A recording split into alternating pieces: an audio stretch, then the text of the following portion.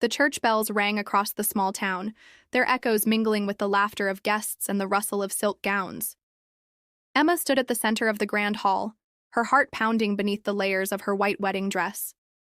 She had dreamed of this day since she was a child, and now, finally, it was real, or so she thought. The decorations shimmered. White roses adorned every corner. Candles flickered in delicate glass holders, and a soft melody from the piano filled the air. Guests whispered in excitement, craning their necks toward the entrance, waiting for the groom to arrive. But he never did. Minutes passed, then half an hour. Murmurs began to replace the laughter. Emma's smile faltered, confusion turning into dread. She tried to call his phone. No answer. Her father paced the aisle in anger while her mother clutched Emma's trembling hands, whispering, "Maybe he's stuck in traffic, sweetheart, don't worry." But deep down, Emma knew. Something was terribly wrong. Then the message came. A single text on her phone that shattered her soul. "I can't do this. Don't wait for me." The phone slipped from her hand. The entire hall seemed to freeze. Guests gasped. Someone whispered, "He left her?" Others exchanged pitiful glances, already pulling out their phones to gossip. Emma's chest tightened as tears welled in her eyes. She ran out of the hall, the heavy gown dragging behind her, while the laughter of gossiping guests chased her like cruel ghosts. That night, Emma sat alone in her apartment, her wedding dress still clinging to her like a cruel reminder. The veil lay crumpled on the floor. Makeup streaked down her face, but she didn't care. Why did he leave her? They had planned everything together. The house, the children, the future. Had it all been a lie? Then came the knock at the door. It was her best friend, Sarah, but Sarah wasn't there to comfort her. No, Sarah's words stabbed sharper than any knife. She smirked and said, "You really didn't know, did you? He chose me, Emma. He's been with me this whole time.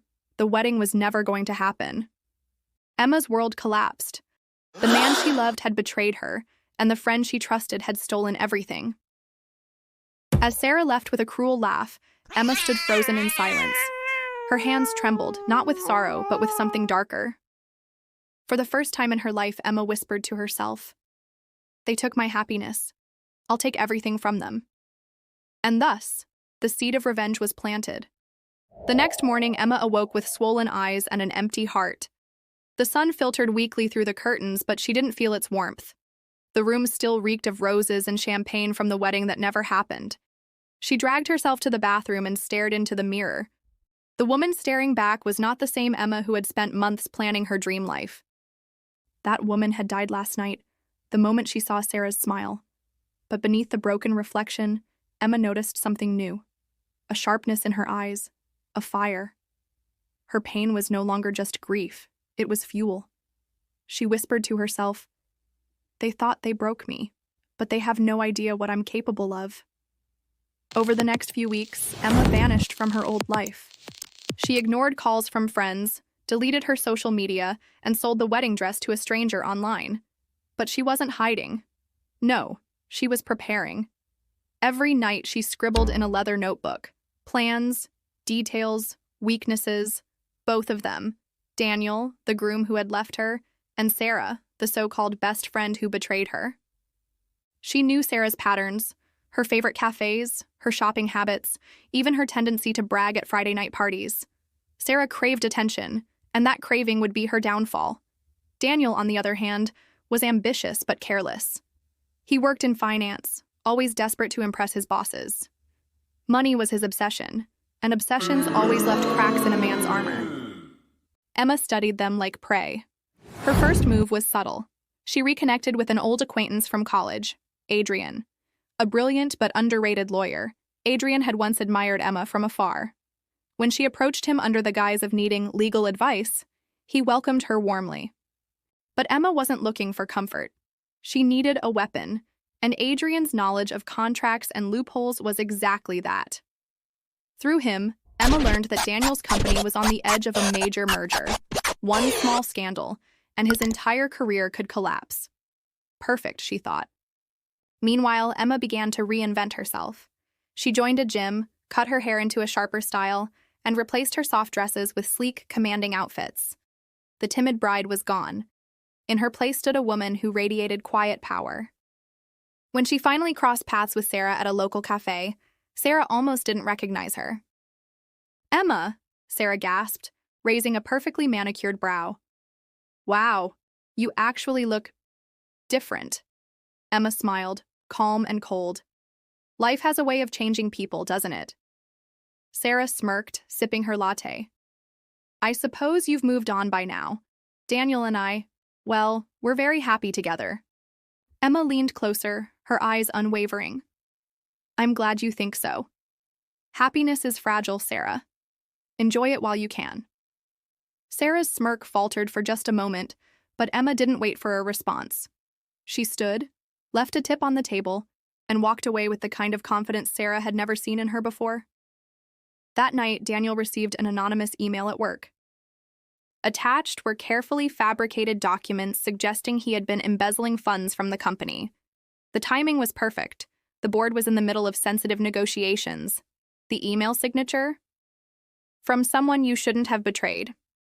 Daniel panicked. He tried to track the source but found nothing. Every corner of his professional life began to tremble. And Emma watched from the shadows, her lips curling into a quiet smile. But this was just the beginning. Her true revenge wasn't about money or reputation.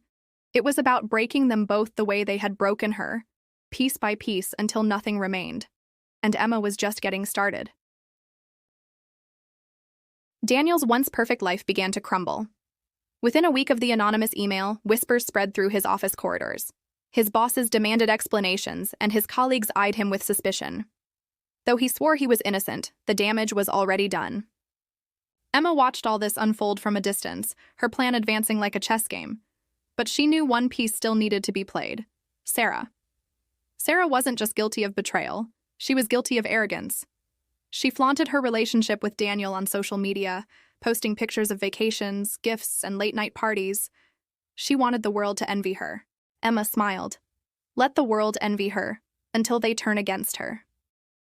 Her first move was psychological. She created a fake social media account, posing as an admirer of Daniel. She sent Sarah cryptic messages late at night. "Do you really think you've won him?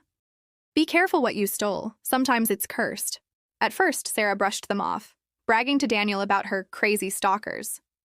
But when the messages included details only a close friend would know, her favorite perfume, the exact phrase she once used at a college party, Sarah's confidence began to crack.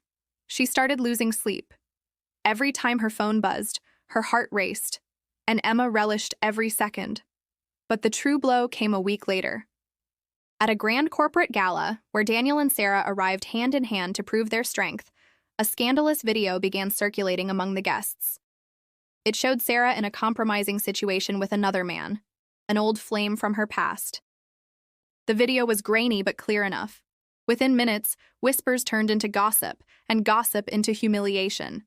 Daniel's face turned pale as colleagues snickered behind champagne glasses. Sarah stormed out of the gala, tears staining her makeup.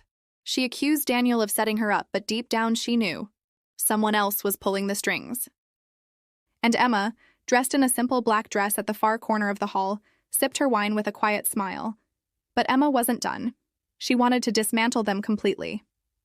Her next target was Daniel's finances.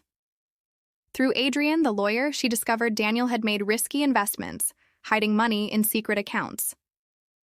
Emma tipped off a journalist who ran an expose on financial fraud in the city. Though Daniel's name wasn't directly mentioned, the hints were obvious enough that everyone suspected him. Within days, Daniel's company suspended him. His dream merger collapsed. His reputation, once golden, turned to ash. As Daniel sank deeper into chaos, Sarah turned paranoid. Friends avoided her. Invitations stopped coming. She grew bitter, accusing Daniel of ruining her life. Their once perfect love turned into shouting matches in the middle of the night. Emma made sure of it. Every few days, she sent small reminders: a bouquet of wilted roses at their door, a cryptic letter in Sarah's mailbox, an anonymous voicemail whispering, "Payback has just begun."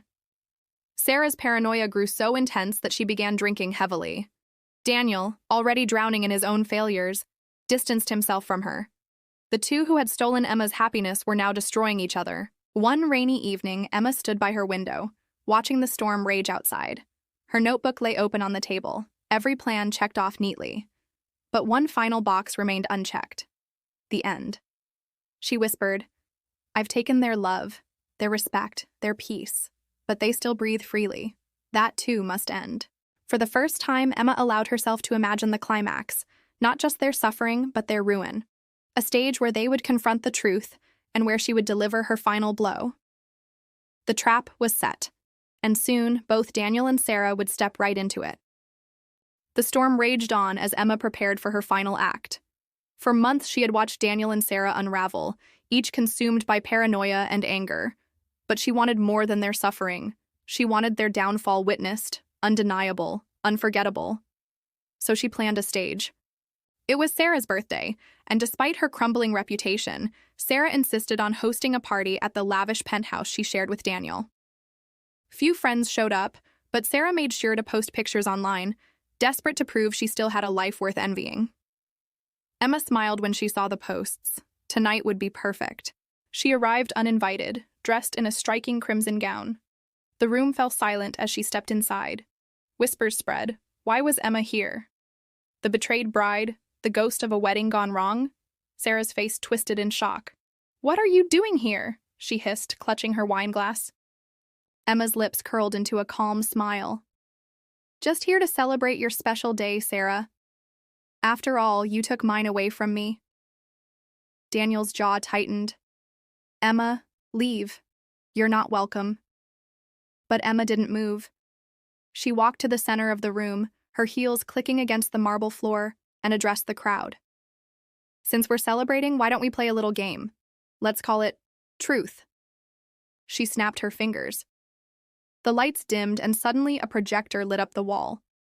The screen displayed emails, photos, and documents, proof of Daniel's financial fraud, Sarah's infidelity, their betrayal of friends, colleagues, and even each other. Gasps filled the room as secrets unfolded in brutal clarity. Sarah's wine glass shattered on the floor. You did this?" she screamed. Emma's eyes burned with cold fury. "No, Sarah, you did this. I only showed the world who you truly are." Daniel lunged forward, trying to shut the projector off, but it was too late. Phones were out. Videos were recording. Within minutes, the evidence spread beyond the party, flooding the internet. Their reputations weren't just tarnished, they were destroyed. The party dissolved into chaos. Guests whispered and hurried out, leaving Sarah and Daniel alone with Emma. Sarah collapsed onto the couch, sobbing. "Why? Why are you doing this to us?" Emma leaned closer, her voice calm but sharp as a blade. "Because on my wedding day, I begged for one reason, just one. Instead, you laughed in my face. You stole my love, my dignity, my future. Tonight, I take yours." Daniel sneered, trying to mask his fear. "You'll regret this, Emma. You can't ruin us." Emma tilted her head, eyes cold. "Look around you, Daniel. I already have." The storm outside intensified, thunder shaking the windows. Emma turned to leave, her revenge complete. But just as she reached the door, Sarah screamed, an unhinged, desperate sound. She grabbed a broken piece of glass from the floor and charged at Emma. Emma froze, but before Sarah could strike, Daniel grabbed Sarah's arm. In the struggle, the glass slid across Daniel's own chest. He fell back, clutching the wound, gasping in shock. Sarah shrieked, dropping the shard, her hands trembling. Emma watched silently, her expression unreadable. She hadn't planned for this, but fate had delivered its own justice. Daniel groaned on the floor, eyes wide with betrayal. "Sarah, you killed me." Sarah collapsed beside him, sobbing uncontrollably. Emma stepped closer, her voice a whisper. "No, Daniel, she didn't kill you. You killed yourself the day you betrayed me." By the time the sirens wailed outside, Emma was gone. The police stormed into the penthouse to find Daniel bleeding, Sarah hysterical, and the evidence of fraud and betrayal plastered across every screen. The news spread like wildfire. The once perfect couple was now infamous, their names synonymous with scandal and tragedy. And Emma? She disappeared from their world entirely. Months later, in a quiet seaside town, Emma sat on a balcony overlooking the ocean. She held her leather notebook, every page filled with plans, now closed forever. Her heart was still scarred, but lighter. She had taken her revenge, not by killing them, but by letting their own sins destroy them. As the waves crashed below, she whispered to herself, "Revenge doesn't heal. It doesn't erase the pain. But sometimes, it's the only justice left." She closed her eyes, letting the sea breeze wash over her, and for the first time in a long time she felt free.